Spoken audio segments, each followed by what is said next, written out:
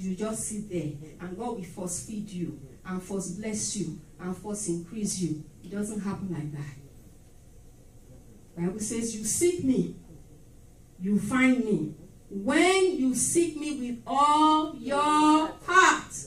Praise the Lord. And the Bible says, you will love the Lord your God with all your heart, with all your mind, with all your soul, with all your strength. God does not only want your spirit, he wants your soul, he wants your body. So when somebody step in here and say, don't judge me, I'm serving God in my spirit. I'm not judging you. I'm not judging you. But if I cannot see it on the outside that you are serving God, you have not loved him with all your strength. And that is what he expects of us. Jesus at the Garden of Gethsemane, when he laid down praying, it was not only his spirit that was involved. Because the Bible says that he was doing hard work. The kind of sweat that came out of Jesus on that day, nobody have ever given out that in the gym. Do you understand what I'm saying? When people go to the gym to train their body and get fit, they have never brought out the kind of sweat that came out of the body of Christ in the Garden of Gethsemane. That tells you that it was not only his spirit. And when his spirit and his flesh was doing that, his soul had to subject to that. Because he said, Lord, I don't want to die. His soul did not want to die. His soul did not want to obey. But he did everything he could do, humanly possible. Because the Bible said an angel came to minister to him. We will already expend everything from ourselves. And the Holy Spirit will come along to help us. Praise the Lord.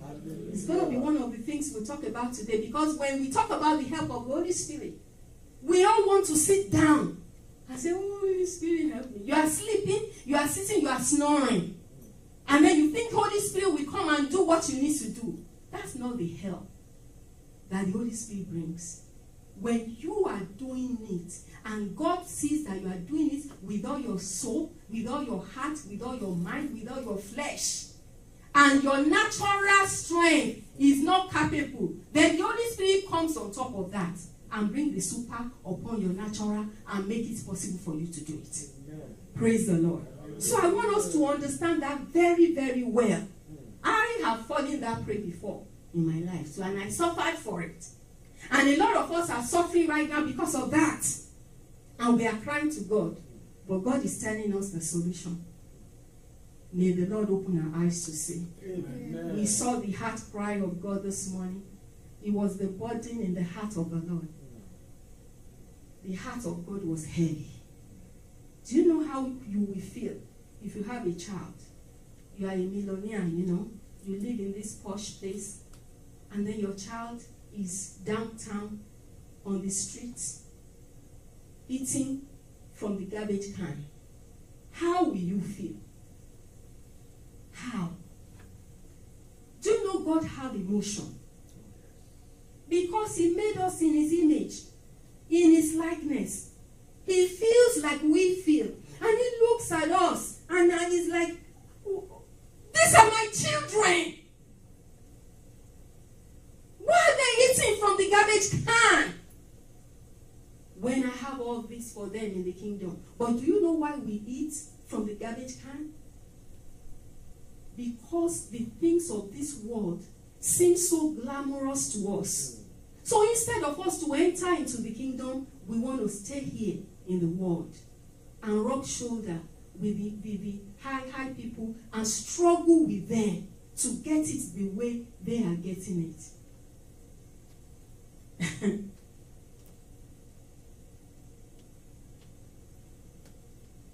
And the enemy take advantage of us because of that. He's the God of this world. And then he makes you to believe that, okay, this thing that you want, you know what? If I can give it to you, do this. Yes? And then you think in your mind, and you talk to your friend. And your friend says, everybody does it. Oh, this one, oh, we are not, this is not spirit, oh, we're talking about natural now. And then you follow them. Let me tell you, everything that we need, whether we call it physical or natural, or it matters to God. And that's why Jesus Christ said, look at the lilies of the valley. Useless lilies. God clothed them. So, what is the least thing that is important to you? God cares about it. And if you come to the kingdom and seek God, He will take care of it. God will give you money. I say it. I will say it. He will give. Because some people will tell you, when it's money, forget. No!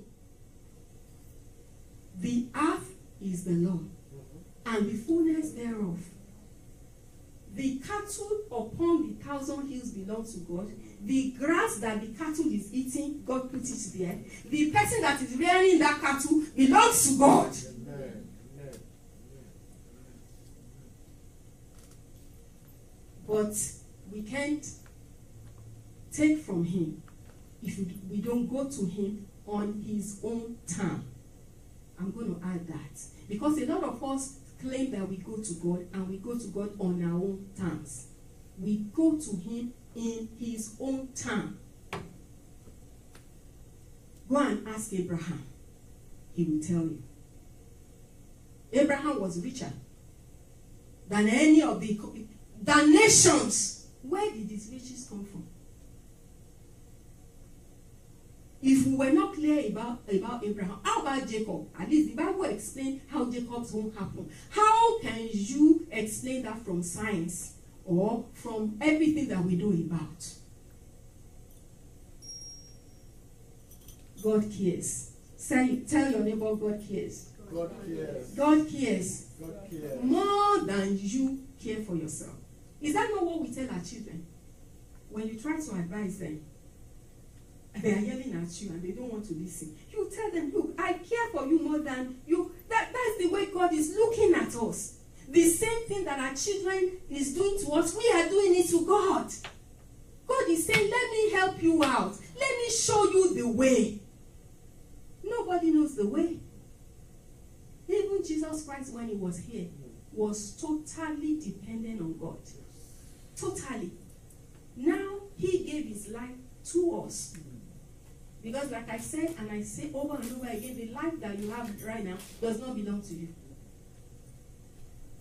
Praise the Lord. Hallelujah. Because some people will say, hey, this is my life. It's my life. I live the way I want. It's not your life. If you have given your life to Jesus, the Bible says your old man is dead. And the life that you have now is the life of Christ. That's why we break the bread. One bread. That's the body of Christ. He broke it all up, and then He gave everyone a piece. You have a piece. You have. We all have a piece of Christ. And that's why the Bible says, have one mind. It's not possible for anybody to have one mind. But it's possible for believers that are in Christ to have one mind if our mind have been renewed to the mind of Christ. Because it is one God, one Father, one baptism, one bread. That's why we need to design the body of Christ. And the Lord will help us. In the name of Jesus. But we're on our way. Because it doesn't happen overnight. I mean, just like you have a baby, that baby have a potential to be an adult, to do anything, but you must feed the baby. We must be fed. And the only food available to us is the Word of God. But most of us neglect the Word of God. We will do anything but the Word. Praise the Lord. Hallelujah. We have emphasized the importance of the Word of God in this church. You can't do without it. In fact, you cannot partake of the things of the kingdom without that. That is the key. That's the key. So, of course, if we neglect the Word of God, let's enjoy eating from the garbage can. Because let me tell you something. I want to tell somebody something here this morning. No matter how hard you work and how fast you run, if you are not in the will of God, you cannot be rich the way you want it. I'm sorry, I'm busting somebody's bubble, but that's the truth. But we get deceived. You know, the devil gives you a little peanut and you say, now it's coming. Let me just do more. Do more. My prayer is that we will not realize that when we are 70 or 80. Let's realize it now. Because mammon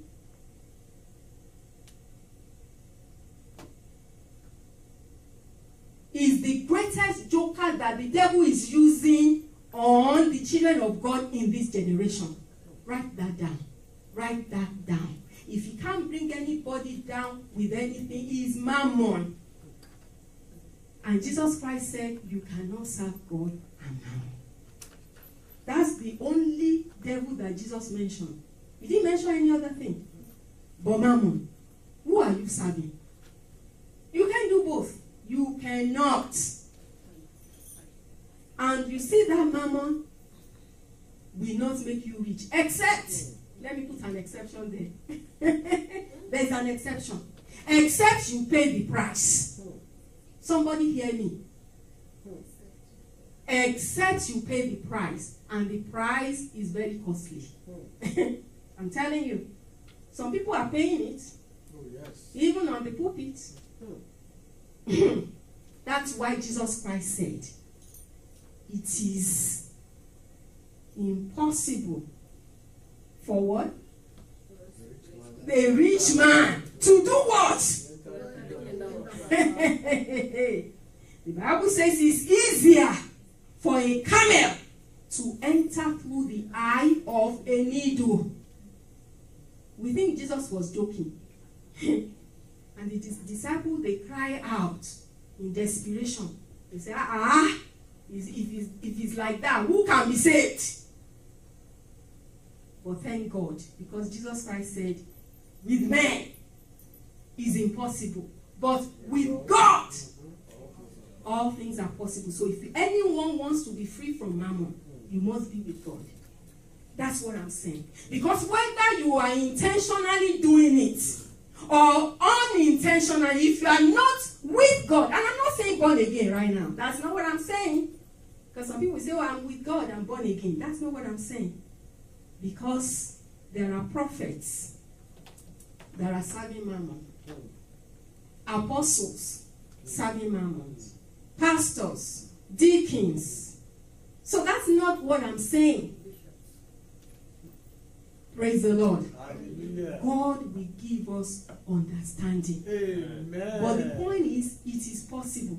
That's why I'm so happy. It's possible. By the Spirit of God. God will help you. Amen. But you know, God will not first help you. He will not force you to help you. There has to be first a willingness. You cannot obey without willingness. If you say you are obeying without, it's a lie. You might be doing something, but that's not what God requires of you. Look at the rich man that went to Jesus Christ. He said, Jesus, what shall I do to enter the kingdom of God? Jesus said, you know the laws. Thou shalt not kill. Thou shalt not do this. Thou shalt not do that. And the guy told Jesus, I said, look, I've been observing this since I was young. Do you know what Jesus told him? He said, go and sell all your possession and come and follow me. Did he follow through? No. Uh-huh. So please, a lot of us are saying, I'm obeying God. I'm obeying. Are you obeying God? Bible says the foundation of God stands sure. God knows. God knows. I mean, you can deceive me. I can deceive you. You can deceive everybody here, but God cannot be deceived. But we thank God because His grace is sufficient for us. That's what I want. That's really what the Lord wants you to understand. It doesn't matter what state you are right now. It does not matter how many mistakes you have made. If you stand today and say, okay, God, I've been doing things my own way. I have written out my ambition. I have followed it. And most of us have done that, including myself. Do you understand what I'm saying? I mean, you are growing up, you sit down, what do I like to do? Oh, I want to be a doctor. I want to be a lawyer. I want to be this. I want to be that. I want to marry this person, have this amount of children. And then we follow after it. And we work so hard, which is good. But what about the plan of God? What about the plan of God? Because when we get to heaven, God is not going to say, now, what's the name of your wife? And how many children did you have, by the way? Is it 2, 5, 6? Where is number 1 or number? No! And I'm not saying don't marry. I'm married. I'm not saying don't work. I work. And I still work. Paul worked with his own hand. And I haven't even done 1/100 of what Paul did. You understand what I'm saying? And God continues to give me strength. Praise the Lord. Hallelujah. That is one thing with the Spirit of the Lord. If He sends you, He will back you up. Amen. If He sends you, don't even look at yourself. Because if you do, you won't go. Yes. And I have not gone, yes, my sister, yes, saying that's true. I have refused to go for a long time because I was looking at myself. God already saw you the way you are before He called you. He knows you inside out. He knows your weakness. He knows this. He knows I'm a woman. And that's the biggest challenge I have. People look at me. Woman talking. Well, go and talk to God about it. If you have issues with that, talk to God about it. Because He saw that I was a woman before He came to call me, to send me to do this. And I have fought it. In fact, the enemy also helped me to fight it. You know what I'm saying? But I thank God. Because I'm here today, doing what I'm created to do. And I've just started. Hallelujah! Hallelujah! So I want to tell somebody here, please, don't be hindered. And then after I climbed that obstacle, then I'm like, okay, I'm a dentist now. I had my office. What am I going to do? And a lot of questions, people ask me that question.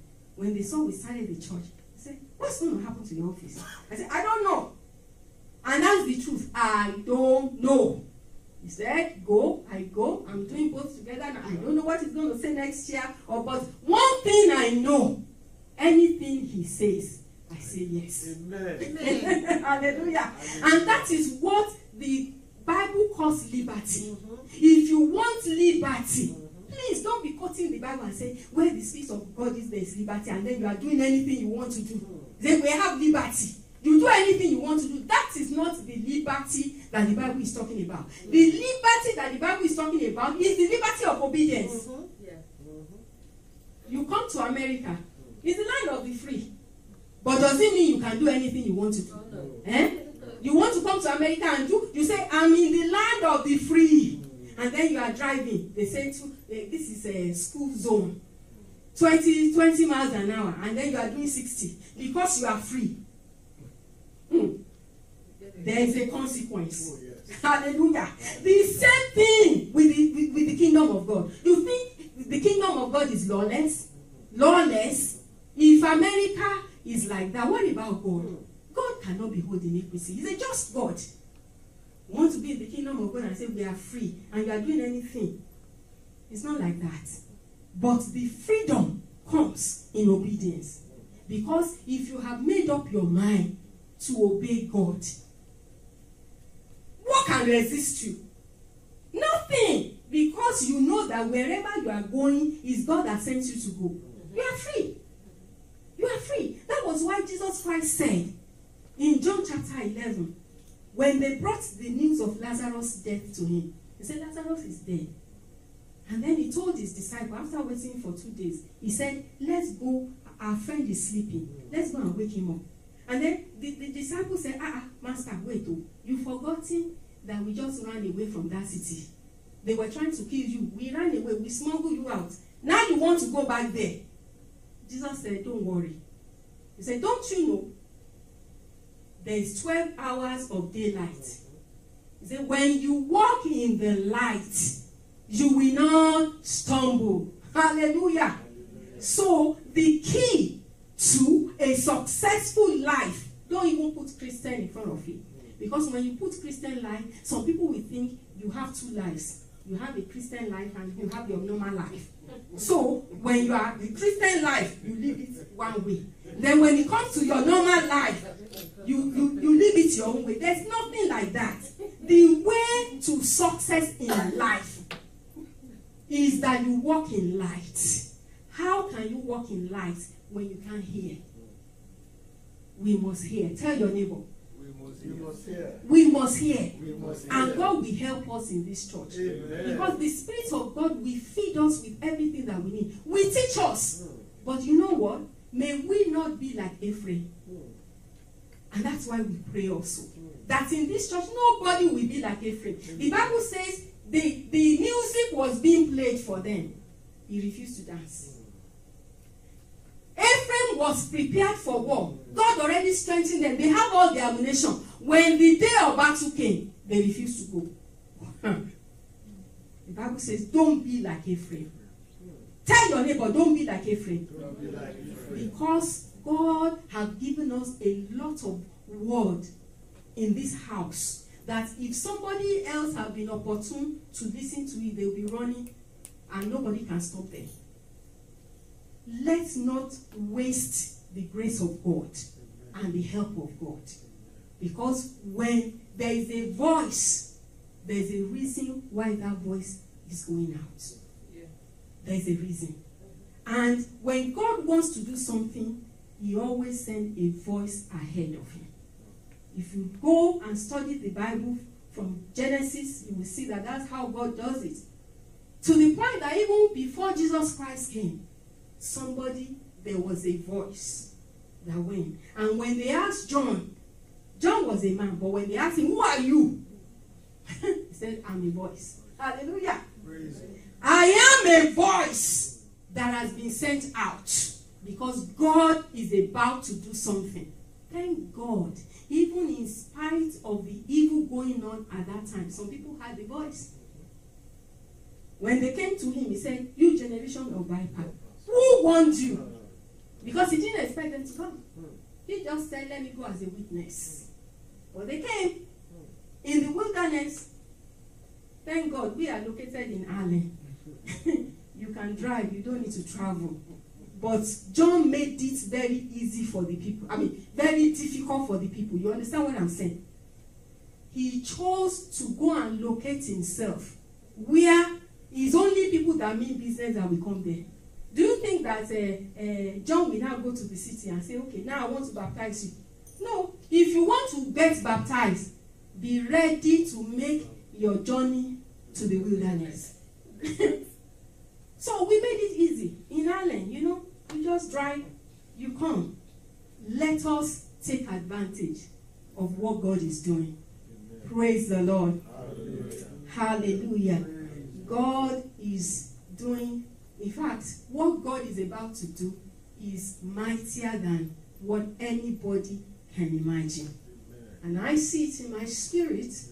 Amen. And I just get beside myself sometimes, sometimes I can't control myself. It's like my spirit is, when you tell a child that you're going to go on vacation, and you tell them ahead of time, you've made the biggest mistake in your life, because they're going to wake up in the middle of the night.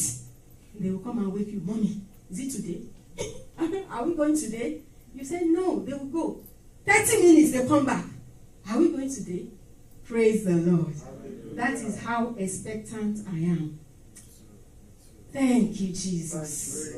Hallelujah. Now we go to the teaching of the day. Hallelujah. Praise the Lord. Because I have made up my mind. And I've seen a difference since I made up my mind, Before, when I prepare the sermon and everything, and I get here, I'll be looking at the time. Like, I must dish out everything. You know what I'm saying? And God warned me, don't do that. You hinder my spirit. And from the day I said, I'm not doing it anymore, God have taken us to a higher place. Hallelujah. It's just whatever the Holy Spirit wants us to do, we just do it. So now I go to the teaching that we're supposed to have today, and we go as far as we can go. Then we continue next Sunday. Praise the Lord. Because one thing, I want to say one thing. The Logos is always there. You understand what I'm saying? I want you to write this down. Because the Word of God comes to us in Logos and in Rhema. The Logos is the written Word of God. The Rhema is the spoken Word of God. The Rhema is so timely that when the Spirit of the Lord wants to release a Rhema and we hinder him, you will think that when you come next week, he will say it. He won't. He won't. And I want to say this also in your life, in your own personal life with God. When the Holy Spirit starts to talk to you, don't say, oh, I have to go. I'm coming back. When you come back, that word is not coming back to you. You already lost that moment. Praise the Lord. And that is why there are a lot of churches that claim to be Pentecostal, but the Spirit of God is not there anymore. Because it's easy to grieve the Holy Spirit. He will just step aside and let you do what you want to do. So that's why we need to do this. When Rhema is coming, it takes priority over Logos. Because you see, the teaching that is in this iPad, I can teach it anytime. Praise the Lord. But the one that the Holy Spirit have done this morning, I cannot do it after the service. I cannot do it tonight. I cannot do it tomorrow. Because it's not coming from me. Do you understand what I'm saying? I'm just a vessel that made myself available for him. And when he comes, I say, okay, now, this is what I want to do. It must be done at that time. And you know, a lot of people have missed out because of that. Sometimes we stand against ourselves. Somebody is sick, God wants to touch the person. Or somebody is going through a situation, God wants to talk to the person. And then because of our plan and everything, we just sidetrack the Spirit of God. We go ahead and do what we plan to do. That person comes to church and leaves the same untouched. And then we start to wonder, why is this? I'm a Christian. I go to church every Sunday. I go on Tuesday. I go on Wednesday. I go on Thursday. Look at this problem. Because we are running our church. We are not letting the Holy Spirit. Because as we had God today, God is mighty to save, to deliver. And there is something about corporate anointing. There is... Anyway, God will give us understanding about the body of Christ. When the body of Christ operates the way that it's being established, we will see the power of God. Corporate anointing. Corporate anointing. Praise the Lord. Hallelujah. Anyway, let me continue. Praise the Lord. Hallelujah. So, we're talking about the Holy Spirit. You know, if you've been here a couple of Sundays before now, you know we've had series of teaching on the Holy Spirit because we realize that in this dispensation, you cannot do anything without the Holy Spirit. You cannot. And because the devil knows that, he's run the Holy Spirit out of the churches. Some churches don't even believe that it's for now. Those that believe that it's for now, they keep it aside. They do whatever they want to do by themselves. But in this church, we have made up our mind. We will make the Holy Spirit the center of our life. Because Jesus Christ is our example. The Bible says that it is enough for a servant to be like his master. So, we want to be like Jesus. And we know that when Jesus was here on earth, the Bible says how God anointed Jesus of Nazareth with the Holy Spirit and with power. And who went about doing good. And the Bible started to list what Jesus went about to do. But how did he do it? By the Holy Ghost. Praise the Lord.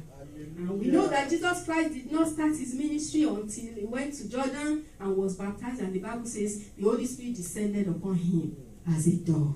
And the Holy Spirit drove him into the wilderness to be tempted. And when he came out, the Bible says he came in the power of God. Hallelujah. Hallelujah. So, if we have the life of Jesus, Because it's no longer us that is living, Christ is living in us. We can't do it any other way except the way he did it. Tell your neighbor you need the Holy Ghost. You need the Holy Ghost. And I'm not going to go over this again, but I already explained to us the difference between you being born again by the Holy Ghost and the Holy Ghost coming upon you. Because, sometimes when you talk about the Holy Ghost to somebody, they say, I already have the Holy Ghost. Hey, I gave my life to Christ. That's not what we're talking about. The Bible says that John the Baptist came to baptize in water. But a greater one than John is coming. Who is going to do what? Baptize you with the Holy Ghost and fire. Praise the Lord. So it's good. Yes, you are born again. You are born by the Spirit, but you must receive the Holy Spirit upon you. Praise the Lord. Praise the Lord. So we already have done 15. If you were not here, you can listen to all the messages on YouTube. So I'm not going to go over that. Let me just start talking on 16. Maybe that's the only thing we do today, but that's okay. Praise the Lord. So one of the things that the Holy Spirit helps us to do, which is number 16, is that he gives us the power of ability and the power of authority. Somebody say power. Power. The power of ability and the power of authority. The power of ability enables us to do, and the power of authority enables us to command. Praise the Lord. Acts chapter 1 verse 8. He said, but ye shall receive power. Acts chapter 1 verse 8. After that the Holy Ghost is come upon you, you shall receive power. After the Holy Ghost is come upon you, and ye shall be witness unto me both in Jerusalem and in Judea and in Samaria and also the uttermost part of the earth. He is a source of power. So please don't go into fetal position, helpless, and say, oh God, just help me. Oh God, just help me. Oh God.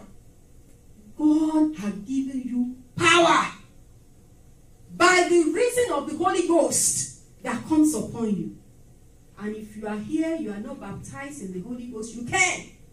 Because the Bible says it is the promise that God has given unto us and our children. The only condition that is needed is for you to be born again. And for you to want him, because he has already come. When you want him, you will receive him. God has given you power. You are not helpless. Stand up in the power of the Holy Spirit. Take authority. Praise the Lord. Hallelujah. Ephesians chapter 3 verse 16. That he will grant you according to the riches of his glory to be strengthened with might by his Spirit in the inner man. Praise the Lord. Hallelujah. There is strength in the Spirit. Tell your neighbor you are a spirit. You are a spirit. Because that is one thing we've been telling ourselves every Sunday. You need to know. Because a lot of people make a mistake. You think you are you, and then you have a spirit and a soul. This body is a cloth, is a body suit. Let me put it that way. I am the spirit that is within me. So whether your body is weak or not has nothing to do with your strength. You understand what I'm saying? When you are weak in your body, it has nothing to do with you. And that is the mistake a lot of us make. And we let the enemy trample over us. Because when you feel weak, you say, oh, I'm weak. No! The Bible says, let the weak say, I am strong. And you know what? Paul knows that. Paul said, I will glory in my infirmity. Is that not strange? Somebody wrote, he said, when I'm indisposed, then I'm happy. Why? Because when I'm weak, then the power of God comes upon me. The Spirit of God. Do you know that our body hinders our spirit, man? Why do you think people fast? Have you ever thought of that? You want to go close to God, you fast. Why? Because you need to make that body of yours weak. that your spirit can be take over and be strong to hear from God and receive from God. We think that our strength is from our flesh. When you depend upon your own strength, then you are not depending on God. Our spirit within us is what gives us strength. So as from today, always look inside for your strength. And that's why we need to feed our spirit man. A lot of people are going through malnutrition. Okay, somebody that is malnourished physically, do they have any strength? Okay, so some of us, our spirit is so weak, we can't depend on our spirit. And that's why we depend on our flesh. But when your spirit is well fed, and in the position where that spirit man is supposed to be, I don't care how weak you are physically, you are strong. That is what the Bible says. That's why the Bible says, let the weak say, I am strong. I am strong. Because the power of God comes from inside me, the dunamis.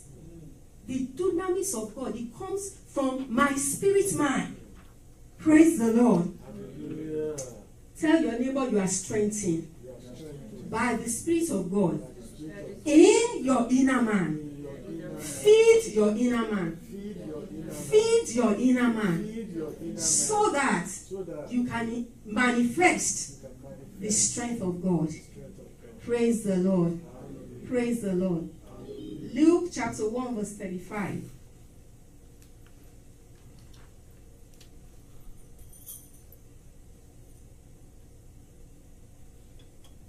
Luke chapter 1 verse 35. This is the story of Mary. He said, the angel answered and said unto her, because, the angel appeared to her and said, you're going to have a child. And Mary said, look, I'm a virgin. I want to do your will, but how is this going to happen? The Bible says the Holy Ghost, somebody says the Holy Ghost, shall come upon thee, and the power of the highest shall overshadow thee. Therefore also that holy thing which shall be born of thee shall be called the Son of God. That's what I'm saying about you being able to do something. If God tells you to do something, the Holy Ghost will come upon you and enable you to do that thing. Amen. You cannot do the will of God from your strength. You cannot use your own strength to do the will of God. God is a spirit. And everything that God does is in the spirit. He's done first in the spirit and then he manifests physically. So no human being can go and do it in the flesh. It must be done in the spirit, and that's why the Bible says they that worship him must worship him in spirit and in truth. God is spirit. God of all spirits. Praise the Lord. We have power. Tell your neighbor you have power. You have power. You have dunamis. Dunamis within you. Let it come out. Praise the Lord. And we're going to be, once we finish the study on the Holy Spirit, we're going to start a study on how to build your spirit man. How to build your spirit man. Because I tell you, a lot of us walk around as ordinary people. Ordinary. We are not ordinary. If you are born again, you are not ordinary. You have Christ in you. Power. Dunamis. Unstoppable. The Bible says the same spirit that raised Christ from the dead dwells in you. Think about that. Think about the power that raised Christ from the dead. The Bible says it's in you. It's in you. Praise the Lord. Hallelujah. So we have the ability to become what God created us to be, beyond the ordinary. Because the super of the Lord comes upon a natural spirit to spirit. Spirit to spirit. The Holy Ghost in our spirit enable us to do what we need to do. Praise the Lord. Praise the Lord. Hallelujah. Thank you, Jesus. Let's finally read Luke 4 verse 14. That's where we're going to stop today, and then we pick up from this again next Sunday. Luke 4:14. And Jesus returned in the power of the Spirit into Galilee. And there went out a fame of him through all the region around about him. Listen to me. Jesus has been with these people all this time. Have you forgotten? He grew up with them. But people were not able to identify who he was, because to them he was just like any other child. Until, praise the Lord, the power of the Holy Ghost upon him made the difference. And it is that same Holy Ghost that comes upon us when we are baptized by the Holy Spirit. There is no two Holy Spirit, only one. The same one that anointed Jesus Christ of Nazareth is the same one that falls upon us, empowering us to do the impossible, just as Jesus Christ did. Praise the Lord. So I want you to know, as from today, that you are not ordinary. Tell your neighbor you are not ordinary. You have power. Dunamis power within you. You have authority. Exousia. Hallelujah. And the authority have nothing to do with you. His authority comes from the person that delegates it. God is the same yesterday, today, and forever. We have delegated authority. God stays the same. Whether you feel you are strong or you feel you are weak, you exercise that authority. If a corpse stops you on the way, you are speeding. I don't care whether that corpse is running a fever, have a cold, feeling weak in his body. He has an authority to enforce everything that he needs to do that day. Tell your neighbor you have an authority by the Spirit of the Lord. In the name of Jesus. Let us stand on our feet.